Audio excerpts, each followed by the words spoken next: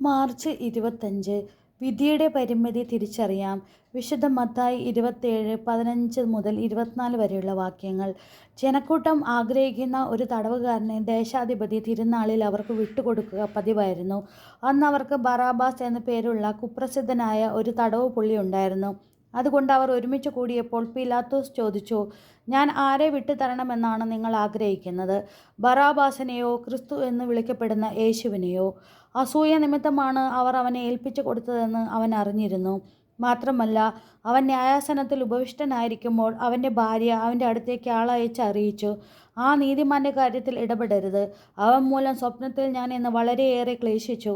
പ്രധാന പുരോഹിതന്മാരും പ്രമാണികളും ബറബാസിനെ വിട്ടുതരാനും യേശുവിനെ നശിപ്പിക്കാനും ആവശ്യപ്പെടാൻ ജനങ്ങളെ പ്രേരിപ്പിച്ചു.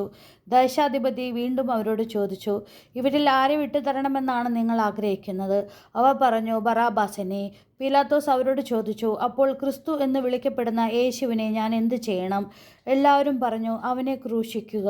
അവൻ അവരോട് ചോദിച്ചു, അവൻ എന്ത് തിന്മയാണ് ചെയ്തത്?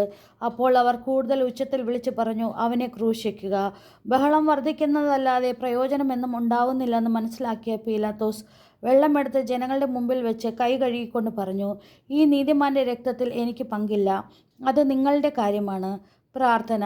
ക്രൂശിതനായ ഈശോയെ, ആരെയും വിധിക്കരുതെന്ന് പഠിപ്പിച്ച അങ്ങയെ പീലാത്തോസ് കുരിശുമരണത്തിനായി വിധിച്ചു. സത്യം എന്താണെന്ന് അറിഞ്ഞിട്ടും സ്വന്തം സുഖത്തിനും സുരക്ഷിതത്തിനും വേണ്ടി നടത്തിയ വിധിയായിരുന്നു അത്.